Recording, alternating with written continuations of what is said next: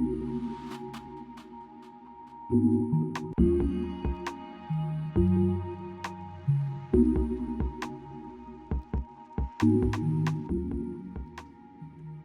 to Uncloaked, a cybersecurity podcast brought to you by BlackCloak, the pioneer in digital executive protection and leader in personal cybersecurity. I'm your host, Dan Vasco, and today I'm joined once again by Sarah Rosen, but this time in person. Very excited to be here with you, Managing Director of Private Client Services at BlackCloak. And we're going to be talking about cybersecurity for family offices. So very important subject. Sarah, thanks so much for being here and great to see you. My pleasure, my pleasure. It is a very important subject and it needs more attention. So I'm glad we're doing this. It does, because obviously when we talk about cybersecurity, even at BlackCloak, we talk about the high profile individual, high net worth individual, but this is even, we're really honing in on the family office aspect. So that's why I really like this topic, because we're getting into the nitty gritty a little bit about this particular attack surface. And part of this too, and a shameless plug, we just published an ebook on our website at blackcloak.io. Just go to the resources tab about cybersecurity for family offices, a really informative ebook there. And we found that a lot of studies show that 43% of family offices just in the last year or two have said they've experienced some form of a cyber attack, and that's just the ones that they've identified, right?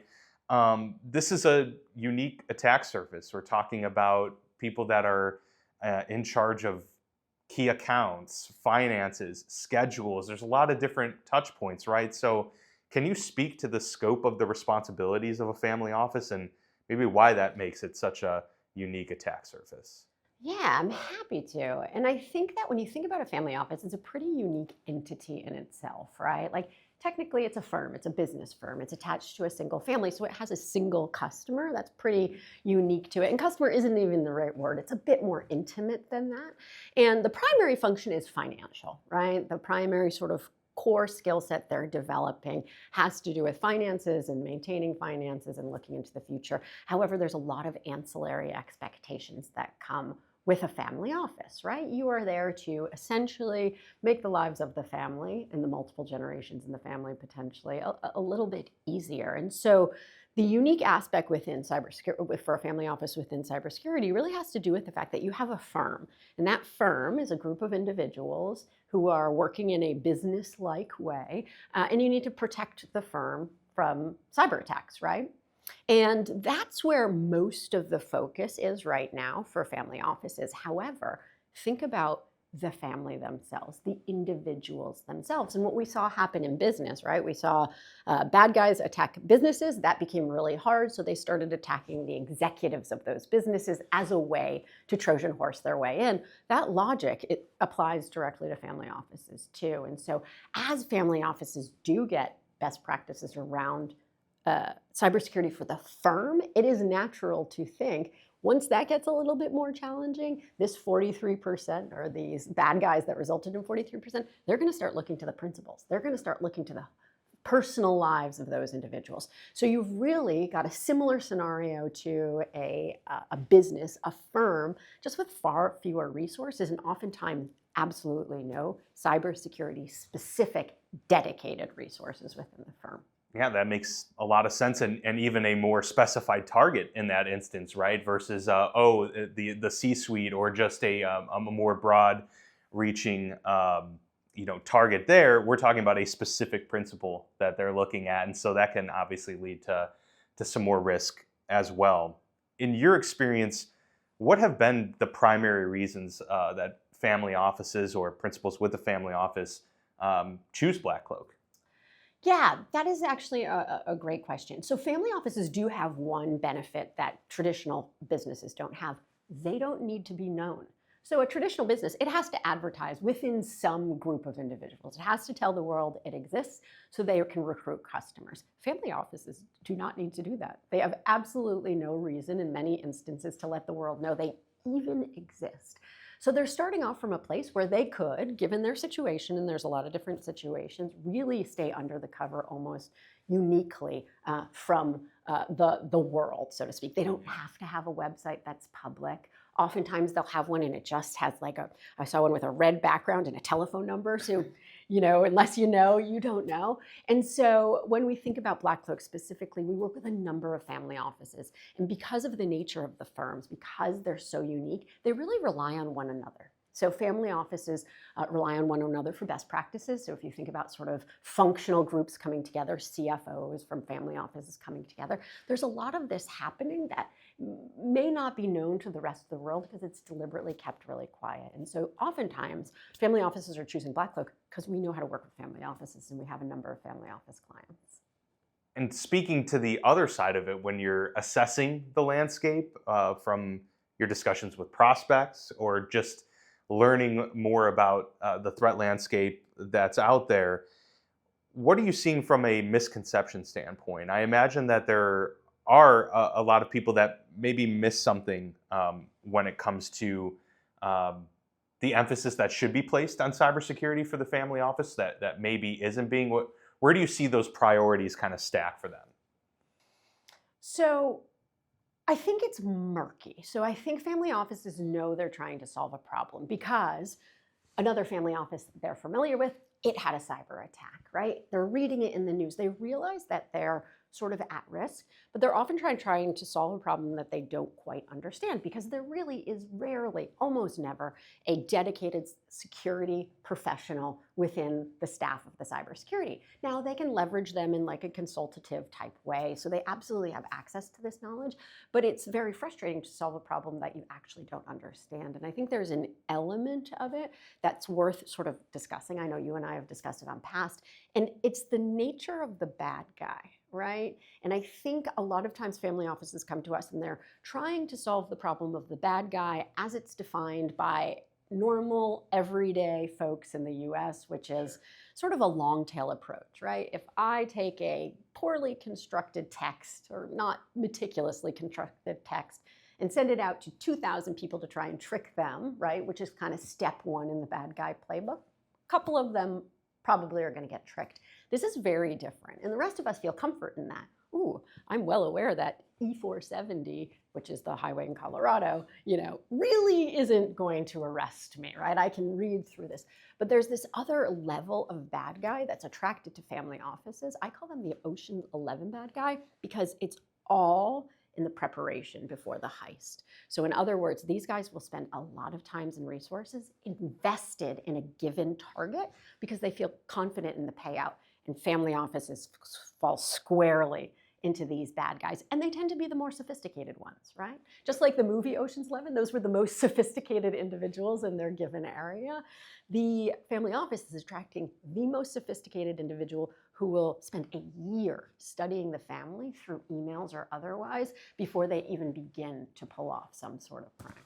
Yeah, these aren't the scam callers cold calling 2,000 places hoping to find a hit. These are the motivated, very hyper-specific individuals, which in really anything, like the more motivation you put behind it, the more impact that can have. So no, that's a great point. And I think going off of it too, a lot of people understand the financial ramifications of a potential cyber attack as they see all the stories. They know obviously what they have in their accounts that could be subjected to some sort of cyber attack.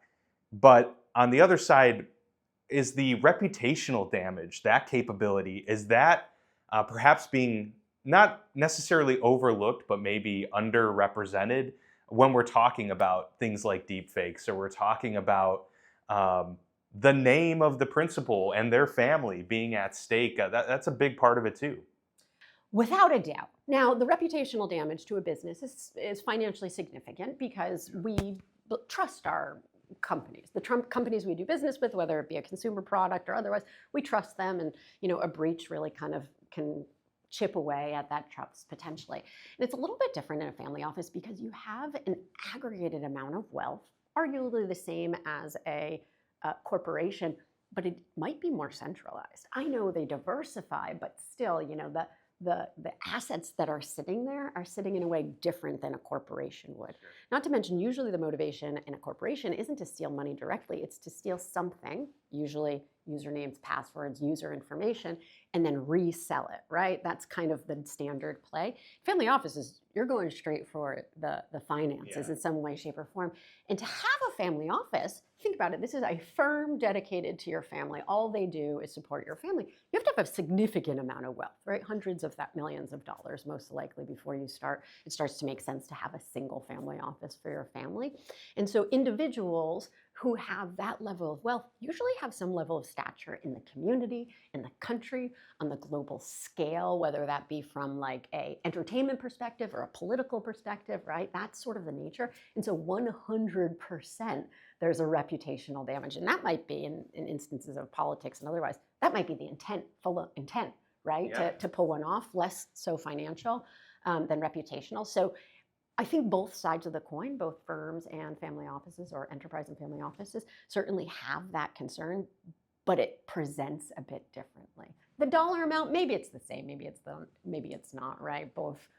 Nobody's going to go, hungry as a result of this, but it's pretty significant. Hundreds of thousands of dollars sort of stolen in a moment, if not millions, and then admitting that to the world, they don't. And that's why we've never heard of the Ocean's 11 hacker, because they absolutely don't. Under no circumstances do they want any press about these instances.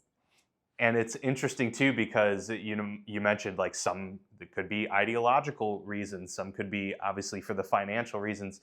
The thing is if you're the family office and you're the principal, you're not going to know the reasons until it's probably too late, right? Which is why I think like a holistic protection is the only way to go in that instance, right? Because you never know what motivations are going to be coming your way or where they're looking to target.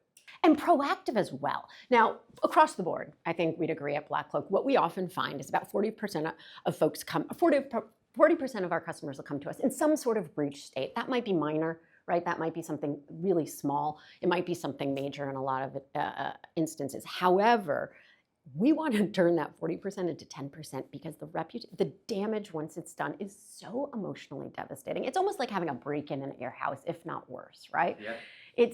It's not so much the money impact, because again, these are quite wealthy individuals, right?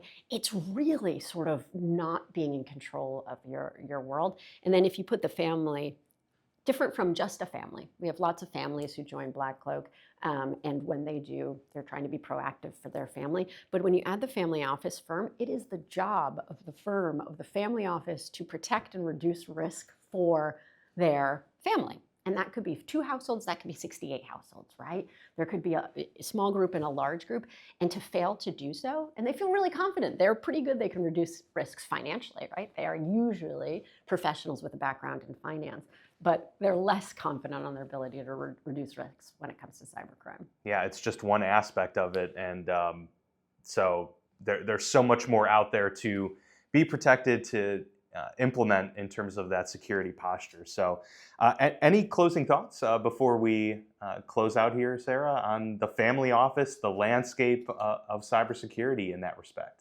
I'll just reiterate, because I think a lot of conversation is happening more and more within family offices about cybersecurity. It seems to be a really relevant topic that those who work within a family offices are interested in grabbing. And the one sort of plug I'll make is think beyond the firm, right? Really think about the personal lives. And when I came to BlackCloak, I did not know personal cybersecurity was a thing. I had been in cybersecurity prior, had no idea there were personal cybersecurity options. So a lot of what we want to do within this community is let them know it's a thing. Yeah. You can get personal cybersecurity that employs all the best practices in individuals' or households' personal lives. Perfect. Thank you so much, Sarah. Really appreciate you having on the show, and it's great to be here with you and in person for this one. A lot more on the cybersecurity for family offices at blackcloak.io, but for now, that will do it for us here on Uncloaked. You can listen to all episodes of Uncloaked at blackcloak.io/podcasts or on your platform of choice. And if you're interested in becoming a member or want to learn more about how to protect your digital life, visit us at blackcloak.io. Thank you for tuning in, and we'll see you next time on Uncloaked.